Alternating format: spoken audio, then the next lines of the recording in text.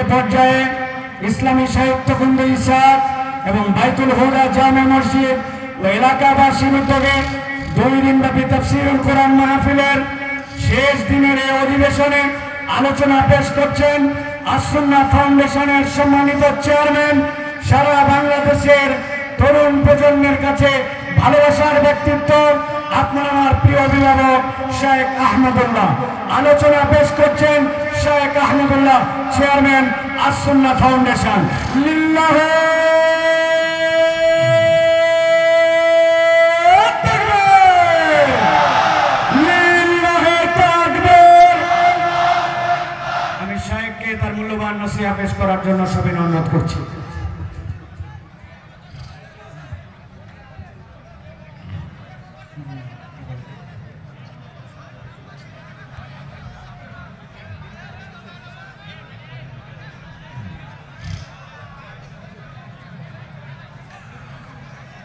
السلام عليكم ورحمة الله وبركاته.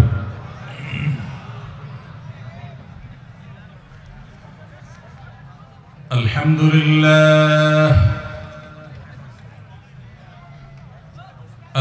لله نحمده ونستعينه ونستغفره ونؤمن به ونتوكل عليه ونعوذ بالله من شرور أنفسنا ومن سيئات أعمالنا. من يهده الله فلا مضل له ومن يضلله فلا هادي له. وأشهد أن لا إله إلا الله وحده لا شريك له. وأشهد أن محمدًا عبده ورسوله أرسله بالحق بشيرًا ونذيرًا وداعيًا إلى الله بإذنه وسراجًا منيرًا. أما بعد، فقد قال الله تبارك وتعالى في كلامه المجيد وفرقانه الحميد: أعوذ بالله من الشيطان الرجيم. إنما يتقبل الله من المتقين. وقال تبارك وتعالى: واعبد ربك حتى يأتيك اليقين. وقال النبي صلى الله عليه وسلم: أحب الأعمال إلى الله أدومها وإن قل.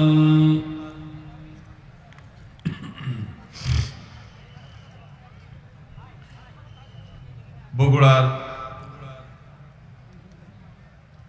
চাটখইর আদমদিঘির বাইতুল হুদা জামে মসজিদ প্রাঙ্গণে আয়োজিত আজকের এই তাফসীরুল কোরআন মাহফিলের দ্বিতীয় দিনের পঞ্চম তথা শেষ অধিবেশনের সম্মানিত সভাপতি, উপস্থিত ওয়াজিবুল ইহতিরাম উলামায়ে কেরাম এবং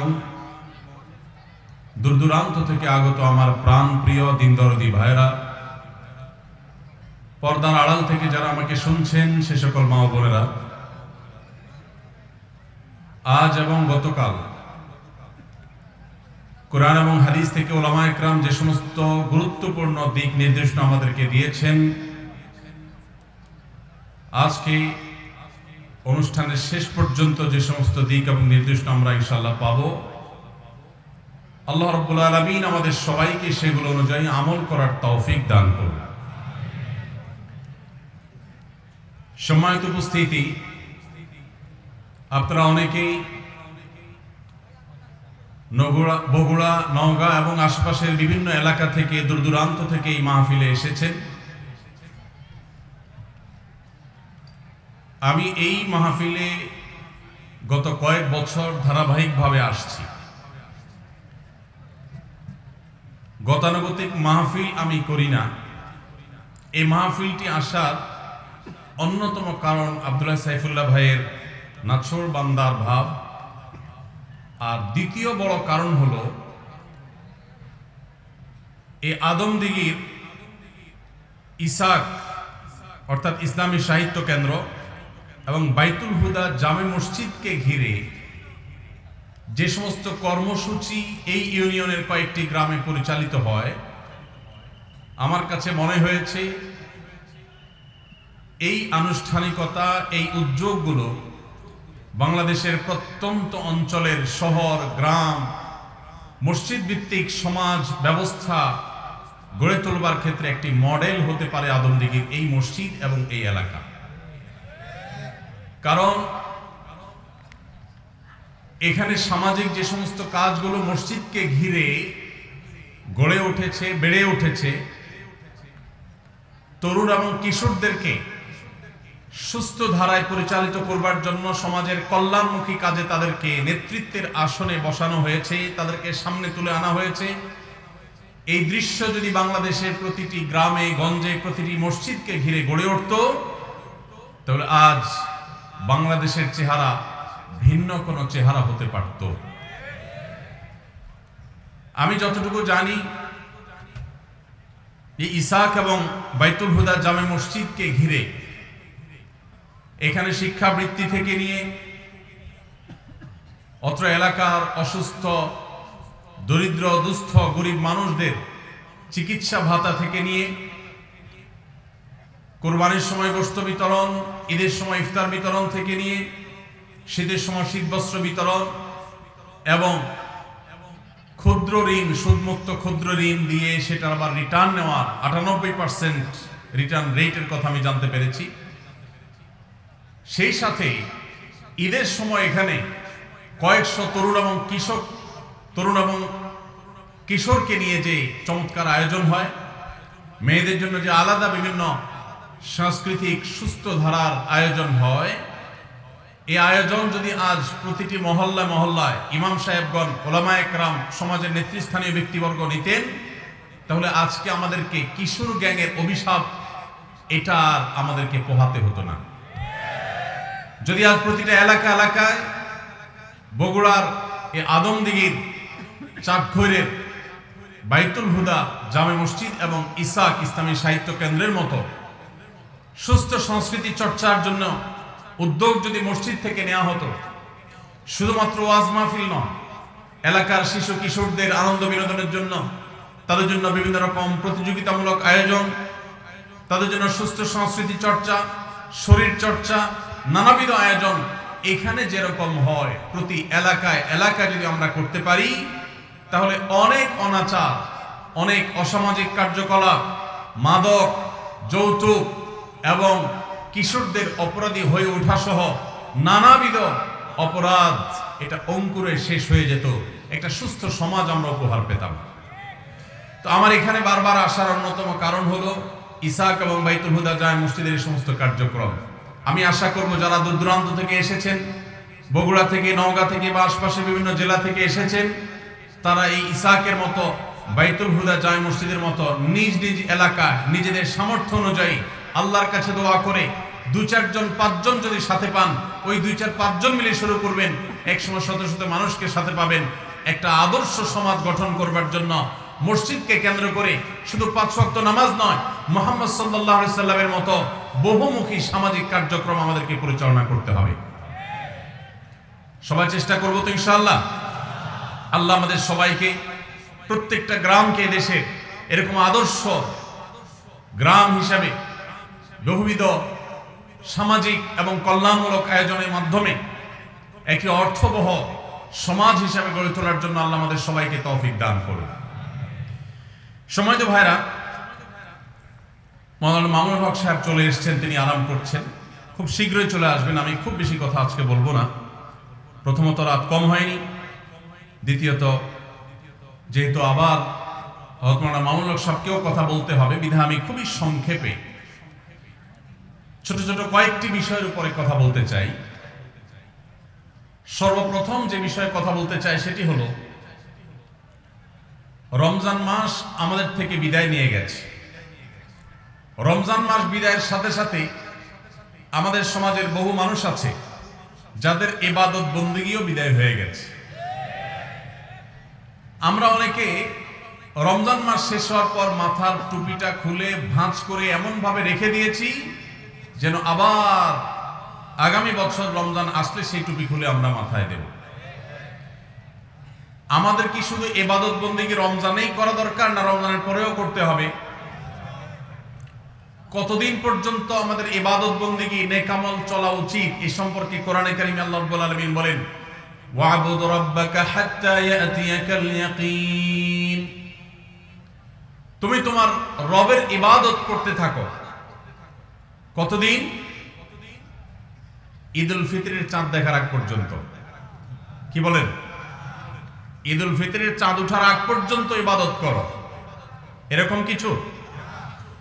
আল্লাহ বলেছেন ওয়া'বুদ রাব্বাকা হাত্তা ইয়াতিয়াকাল ইয়াকিন।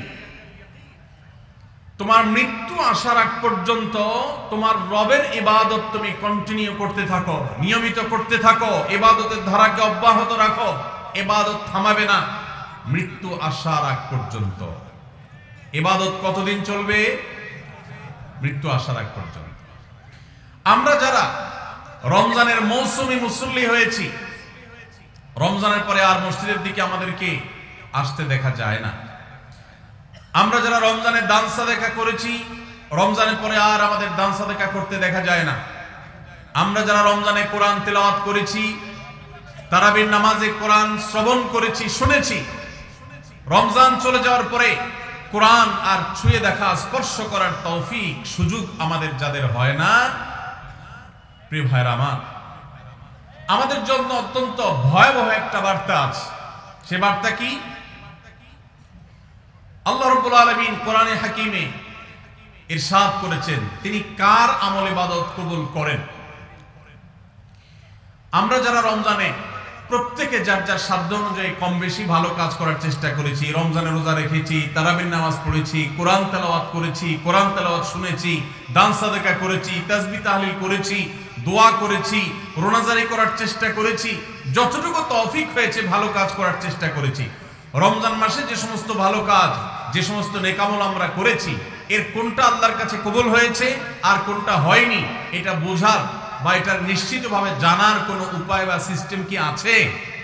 নাই। কিন্তু কোরআনে কারীমের একটি আয়াত থেকে আমরা ধারণা নিতে পারি কাদের আমল ইবাদত আল্লাহর কাছে কবুল হয়েছে। আল্লাহ রাব্বুল আলামিন ইরশাদ করেছেন, ইন্নামা ইয়াতাকাব্বালুল্লাহু মিনাল মুত্তাকিন। আল্লাহ রাব্বুল আলামিন মুত্তাকিদের, আল্লাহ ভীরুদের, যাদের মধ্যে আল্লাহ ভীরুতা অর্জন হয়েছে, যাদের মধ্যে আল্লাহর ভয়ের চেতনা জাগ্রত হয়েছে, সেই চেতনা থেকে যারা আল্লাহর আদেশ নিষেধ অনুযায়ী নিজেকে পরিচালিত করে, তাকওয়া চর্চা করে, মুত্তাকিদের কাতারে যারা নিজেদেরকে শামিল করতে পারে, আল্লাহ রাব্বুল আলামিন বলেছেন আল্লাহ তাআলা তাদেরটাই কবুল করেন। অতএব যদি রমজানের পরেও আপনার মসজিদের আনাগোনা, মসজিদের আসা যাওয়া বলবৎ থাকে, অব্যাহত থাকে, রমজানের পরেও যদি আপনার কোরআন খুলে তেলাওয়াত করার সুযোগ সৌভাগ্য অর্জন হয়, রমজানের পরেও যদি আপনার মাঝে মধ্যে হলেও আল্লাহর কাছে দুহাত তুলে দোয়া করবার তৌফিক হয়, সুযোগ হয়, সামর্থ্য হয়, রমজানে অনেক বেশি দান সাদেকা করেছেন, রমজানের পরে এত বেশি পারেন না, অল্প হলেও দান সাদেকা করার চেষ্টা করেন, তাহলে আপনি আল্লাহর কাছে নিজেকে সেই সৌভাগ্যবান মানুষদের কাতারে শামিল বলে সুধারণা করতে পারেন যাদের রমজানের আমল ইবাদত আল্লাহ তাআলা কবুল করেছেন। আলহামদুলিল্লাহ। প্রিয় ভাইরা, আমাদের আমল ইবাদত কবুল হয়েছে কিনা এটা বুঝার সবচেয়ে বড় মাধ্যম হলো এটি, রমজানের পরেও যদি আমি রমজানের আমল ইবাদতের ধারাকে ধরে রাখতে পারি, অব্যাহত রাখতে পারি, সে আমলগুলো পরিমাণে, ভলিউমে সেরকম করতে না পারলেও অল্প অল্প করে হলেও যদি রমজানের পরে সেগুলোকে আমরা ধরে রাখতে পারি, এখনো মসজিদে যাওয়া আসা থাকে, কোরআনের সাথে সম্পর্ক থাকে, অন্যান্য নেকামলগুলো যদি অল্প অল্প করেও করতে পারি, তাহলে এর মানে হলো এটা আলামত আল্লাহ তাআলা আমার রমজানের ইবাদত কবুল করেছেন, আমাকে মুত্তাকিদের কাতারে শামিল করেছেন। রমজানের পরে এখন গুনাহ করতে গিয়ে বুকটা কাঁপে। আল্লাহ দেখেন যে আল্লাহর ভয়ে রমজানে হারাম থেকে বেঁচে থাকার চেষ্টা করেছি, সে আল্লাহর ভয় এখনো বেঁচে থাকার চেষ্টা করি, হয়তো ততটা পারি না কিন্তু চেষ্টাটা করি, এটুকু যদি করতে পারি তাহলে এটা একটা আলামত এটা একটা ইন্ডিকেটর যে আল্লাহ তাআলা আমাদের রমজানের আমল ইবাদত কবুল করেছেন। আল্লাহ আমাদের সবাইকে সেরকম সৌভাগ্যবান মানুষের কাতারে শামিল হওয়ার তৌফিক দান করুন। সম্মানিত ভাইরা, নবী করিম সাল্লাল্লাহু আলাইহি সাল্লাম বলেছেন, আহাব্বুল আমালি ইলাল্লাহি আদওয়ামুহা ওয়া ইন কাল।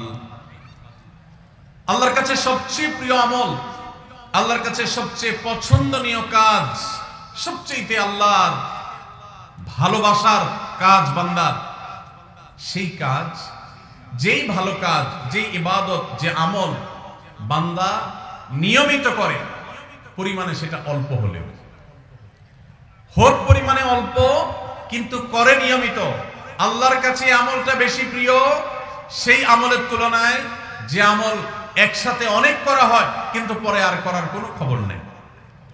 কেউ রমজানে কোরআনে কারীম 2 খতম দিয়েছেন, মাশাআল্লাহ, কেউ 3 খতম দিয়েছেন, কিন্তু রমজানের পরে কোরআনে কারীম 3 খতম, 2 খতম, 1 খতম দেয়া তো দূরের কথা, পরবর্তী রমজান পর্যন্ত আর কোরআনটা ছুঁয়ে দেখা হয় না, খুলে পড়া হয় না, তেলাওয়াত করা হয় না, 1 পৃষ্ঠা পড়ার সুযোগ হয় না।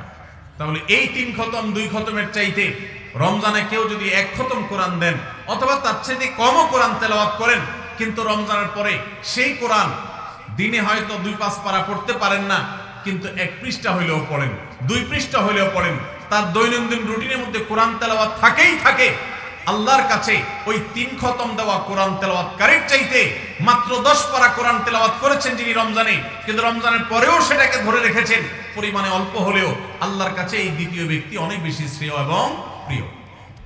প্রিয় ভাইরা আমার, রমজানে আপনি অনেক দান দক্ষিণা করলেন, রমজানের পরে আর খবর নেই, আল্লাহর কাছে এটার চাইতে বেশি প্রিয় রমজানে তৌফিক অনুযায়ী দান সাদাকা করেছেন, রমজানের পরেও আপনি দান সাদাকা অল্প অল্প হলেও ধরে রাখার চেষ্টা করেছেন। আল্লাহ আমাদের সবাইকে রমজানে যে সমস্ত নেকামলগুলো আমরা করতে পেরেছি, রমজান শেষ হওয়ার সাথে সাথে সেগুলো বন্ধ না করে বরং সেই আমলের ধারাবাহিকতাকে আল্লাহ আমাদেরকে ধরে রাখার তৌফিক দান করুন। ভাইরা আমার, আমরা কি রমজান মাসকে পুজো করেছি নাকি আল্লাহর ইবাদত করেছি? ইবাদত কি আল্লাহকে করেছেন না রমজান মাসকে করেছেন? আল্লাহকে করেছেন। যদি রমজান মাসকে কেউ ইবাদত করে, রমজান মাসকে যদি কেউ পুজো করে, তাহলে তার এখন আর ইবাদত করার দরকার নাই, কারণ রমজান শেষ হয়ে গেছে। আর যদি কেউ ইবাদত করে আল্লাহকে, তাহলে যে আল্লাহ রমজানে ইবাদতের নির্দেশ দিয়েছেন, সে আল্লাহর নির্দেশ রমজানের পরেও ইবাদতের জন্য আছে না নাই? আল্লাহ বলেছেন, ওয়াবুদ রাব্বাকা হাত্তা ইয়াতিয়াকাল ইয়াকিন।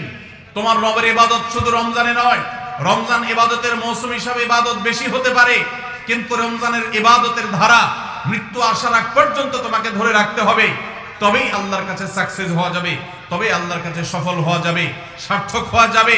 আমাদের এই জীবন সাধনা, আমাদের তাকওয়ার সাধনা, আমাদের সিয়াম সাধনা, আমাদের রমজানের ইবাদত বন্দেগী আল্লাহর কাছে কবুল হবে। আল্লাহ আমাদের সবাইকে রমজানের আমলগুলোকে রমজানের পরেও পরিমাণে অল্প অল্প হলেও ধরে রাখার তৌফিক দান করুন। সবাই চেষ্টা করবো তো ইনশাআল্লাহ।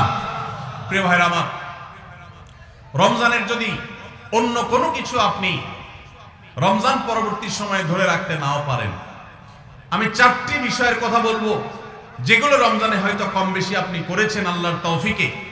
সেই 4টি আমলকে আপনি যদি রমজানের পরেও ধরে রাখতে পারেন, আমি আল্লাহর কাছে বিশ্বাস করি, আল্লাহর কাছে আমার সুধারণা যে আল্লাহ তাআলা আপনার রমজানকে সাকসেস করেছেন, আল্লাহ আপনার রমজানকে কবুল করেছেন, কারণ আপনাকে আল্লাহ আবারও ইবাদতের তৌফিক দিয়েছেন। আর সেই 4টি কাজের প্রথম কাজ হলো, আমরা অনেকেই আলহামদুলিল্লাহ সারা বছর নামাজ নিয়ে অবহেলা কম বেশি করলেও রমজান মাসের সম্মানে, তাকওয়ার মাস হিসাবে, কোরআন নাজিলের মাস হিসাবে, শ্রেষ্ঠ মাস হিসাবে, ইবাদতের মৌসুম হিসাবে রমজানে অনেকেই পুরুষরা 5 ওয়াক্ত নামাজ মসজিদে গিয়ে পড়ার চেষ্টাটা করেছে। মা বোনরা ওয়াক্ত হওয়ার পর দেরি না করে তারা নিজ নিজ অবস্থানে নামাজটা আদায় করার চেষ্টা করেছে। রমজানের পরে এই 5 ওয়াক্ত নামাজ যেটা রমজান মাসে আপনি সঠিকভাবে করেছেন, এই নামাজটা যদি আপনি ধরে রাখেন, 5 ওয়াক্ত নামাজ কি শুধু রমজানের ইবাদত না রমজানের পরেরও ইবাদত? কি বলেন? 5 ওয়াক্ত নামাজ কি শুধু রমজানের ইবাদত? রমজানের পরেরও ইবাদত, পালনীয়। অতএব 5 ওয়াক্ত নামাজ যদি আপনি রমজানের পরে ধরে রাখতে পারেন, আপনার জান জীবন যেতে পারে, অনেক লস হয়ে যেতে পারে, কিন্তু ওয়াক্ত চলে যাবে আর আপনি নামাজ পড়বেন না। ইমানদারের দ্বারা এটা কল্পনা করা যায় না, কোন মুসলমানের জন্য এটা কল্পনা করা যায় না যে তিনি নামাজের ওয়াক্ত চলে যাবেন আর অবলীলায় তিনি অন্য কোনো কাজে ব্যস্ত থাকবেন, অসম্ভব। এর সাথে ইমানের সাংঘর্ষিকতা এই লেভেলে যে ওমর ইবনুল খাত্তাব রাদিয়াল্লাহু তাআলা বলেছেন, লা হাজ্জা ফিল ইসলামি লিমান তারাকাস সালাহ, যে ব্যক্তি ইচ্ছাকৃতভাবে নামাজ ছেড়ে দেয়, নামাজ ত্যাগ করে, অন্য কাজে মগ্ন থাকে, ওয়াক্ত চলে যায়, ইসলামে তার কোনো হিস্সা নাই, কোনো অংশ নাই, কোনো ভাগ নাই, সে নিজেকে মুসলিম দাবি করবার কোনো নৈতিক অধিকার নাই যে নামাজ ইচ্ছাকৃত পড়ে না, ত্যাগ করে। রমজান মাসে 5 ওয়াক্ত নামাজটা যদি আপনি সারা বছর ধরতে পারেন, এটাকে যদি আঁকড়ে ধরতে পারেন এবং ধরে রাখতে পারেন, তাহলে আপনি একটি আমলে সাকসেস। নাম্বার 2, রমজান মাসে আমরা অনেকেই আল্লাহর দেয়া তৌফিকে গুনাহ এবং পাপাচারের কাছ থেকে বেঁচে থাকার চেষ্টা করেছি। চোখের জিনা, কানের গুনাহ, হাত দ্বারা কৃত অপরাধ, নানাবিধ অপরাধ থেকে আমরা বেঁচে থাকার চেষ্টা করেছি। আল্লাহ তৌফিক দিয়েছেন। কেন? কারণ রমজান মাস তাকওয়ার মাস, গুনাহ ছাড়ার মাস, সেজন্য আমরা গুনাহ ছাড়ার চেষ্টা করেছি। এই যে রমজান মাসে আমরা পাপাচারের কাজ বর্জন করে থাকার চেষ্টা করেছি, রমজানের পরেও যদি এই চেষ্টাটাকে অব্যাহত রাখতে পারি, এটাকে যদি আমরা ধরে রাখতে পারি, ইনশাআল্লাহ আমার রমজান সাধনা সার্থক হয়েছে, আমার রমজান ইবাদত কবুল হয়েছে আল্লাহর কাছে। এটা বোঝার সবচেয়ে বড় আলামত হলো রমজানের পরেও আপনি আমল ইবাদতের পাশাপাশি গুনাহগুলো থেকে বেঁচে থাকার চেষ্টা করছেন। আপনি কোনো পাপের কাজ করতে যাচ্ছেন, মোবাইলে কোনো হারাম ভিডিও দেখতে যাচ্ছেন, হারাম কোনো বিষয় আপনি লিপ্ত হতে যাচ্ছেন, সাথে সাথে আপনার যদি আল্লাহর কথা স্মরণ হয় আর আপনি ওই হারাম থেকে নিজেকে বাঁচিয়ে রাখতে পারেন, তাহলে আপনার রমজান সাধনা সার্থক। আপনি আর কিছু না পারেন, রমজানের এই দুটি কাজ, প্রথমত 5 ওয়াক্ত নামাজ, দ্বিতীয়ত হলো যেই কোনো পাপাচার থেকে বেঁচে থাকা, এই দুটা যদি করতে পারেন তাহলে অনেকাংশেই আপনার রমজান সফল এবং সার্থক ইনশাআল্লাহ। প্রিয় ভাইরা আমার, আল্লাহ যেখানে বলেই দিয়েছেন ইন্নামা ইয়াতাকাব্বালুল্লাহু মিনাল মুত্তাকিন, আল্লাহ শুধু মুত্তাকিদেরটাই কবুল করেন। মুত্তাকি না হয়ে আল্লাহর কাছে কিছু উপস্থাপন করলে, পেশ করলে, দান দক্ষিণা করলে, কুরবানি করলে, নেক আমল করলে আল্লাহ সেটা কবুল করেন না, মুত্তাকিদেরটাই কবুল করেন। অতএব আপনি মুত্তাকি কিনা তার পরিচয় হবে, তার প্রমাণ হবে আপনি পাপাচার থেকে বাঁচার জন্য সংগ্রাম করছেন কিনা।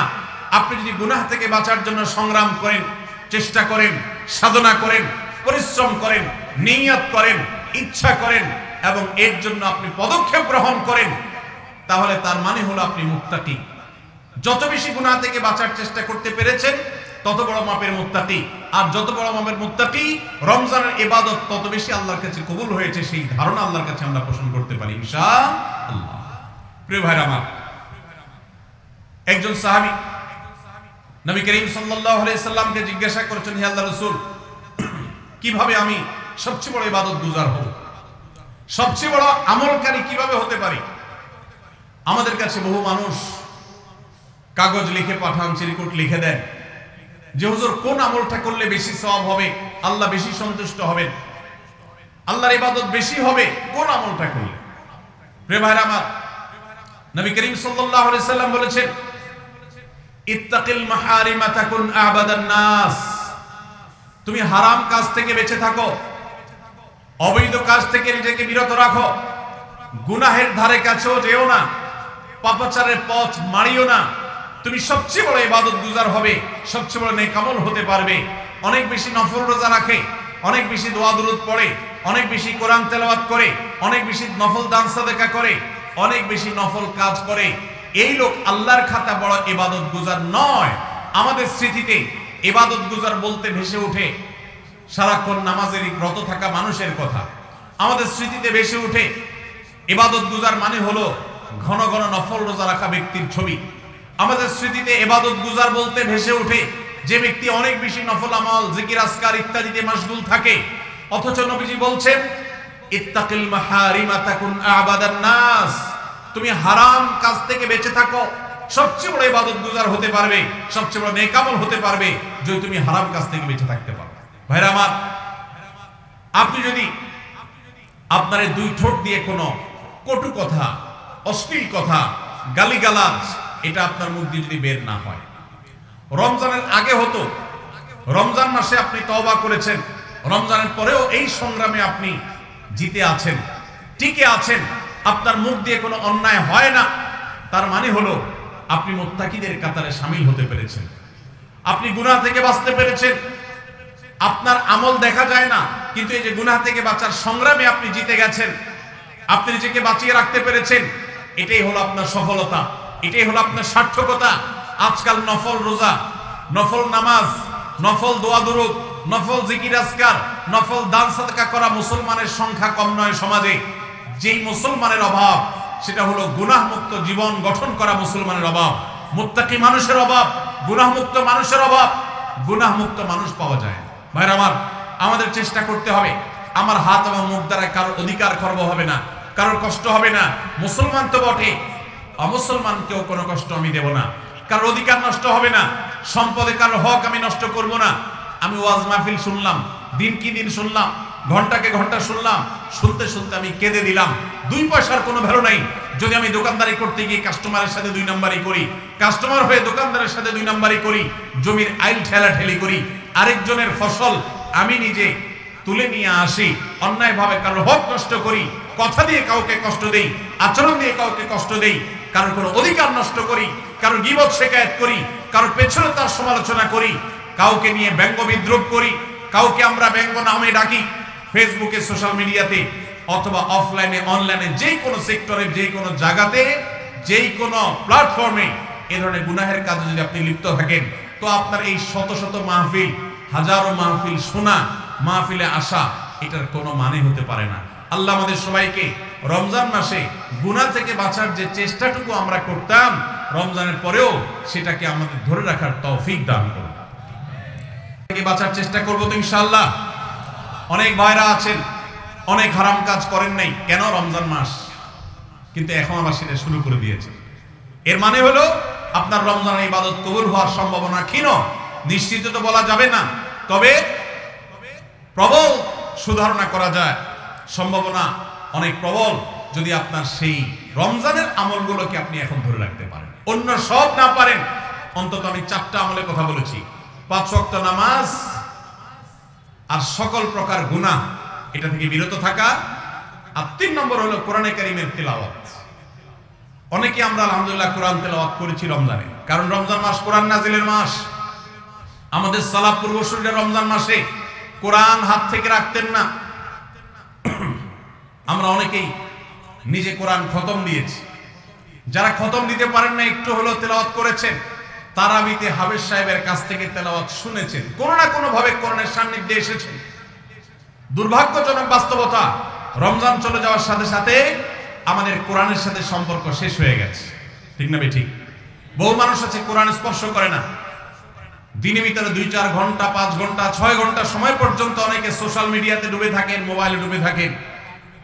সারাদিন কোরআনকে স্পর্শ করার জন্য 5টা মিনিট সময় বের হয় না, ঘন্টাকে ঘন্টা কোরআনের পরিবর্তে মোবাইল ফোনকে স্পর্শ করার সময় আমাদের হয়। মনে রাখবেন, আপনার রমজানের আমল ইবাদত সার্থক হবে, সফল হবে, কবুল হওয়ার সম্ভাবনা জোরালো হবে যদি রমজানে যে কোরআন আপনি প্রতিদিন 2-4 পারা তেলাওয়াত করেছেন, এখন 2-4 পারা না পারেন 2-4 পৃষ্ঠা হলেও পড়েন, কিন্তু আপনার দিনের একটা সময় অবশ্যই বরাদ্দ থাকা উচিত কোরআনের জন্য। আজ মুসলিম জাতির যে দুরবস্থা আমরা দেখতে পাচ্ছি, পৃথিবীর পূর্ব থেকে পশ্চিম, উত্তর থেকে দক্ষিণ, চতুর্পাশে আমরা যে হাহাকার দেখতে পাচ্ছি, লাঞ্ছনা দেখতে পাচ্ছি, অপমান দেখতে পাচ্ছি, পরাজয়ের গ্লানি দেখতে পাচ্ছি, মুসলমানদের দুরবস্থার অন্যতম প্রধান কারণ হলো আজ মুসলমান কোরআন থেকে দূরে সরে গেছে। নবী করিম সাল্লাল্লাহু আলাইহি সাল্লাম বলেছেন, ইন্নাল্লাহা ইয়ারফাউ বিহাদাল কিতাবি আকওয়ামা ওয়া ইয়াদাউ বিহি আখারিন। আল্লাহ রাব্বুল আলামিন এই কোরআনের মাধ্যমে বহু জাতির মর্যাদাকে আকাশে তুলবেন।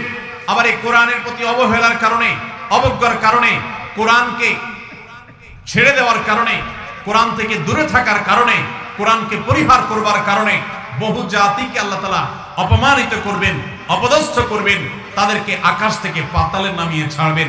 সেই দুর্ভাগ্যজনক বাস্তবতা আজ আমরা প্রত্যক্ষ করছি।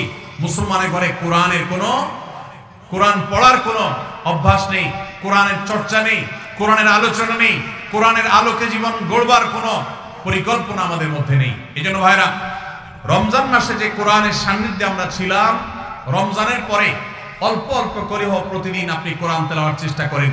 1 পৃষ্ঠা 2 পৃষ্ঠা হলেও তেলাওয়াত করার চেষ্টা করেন, অর্থ সহ বুঝে পড়ার চেষ্টা করেন।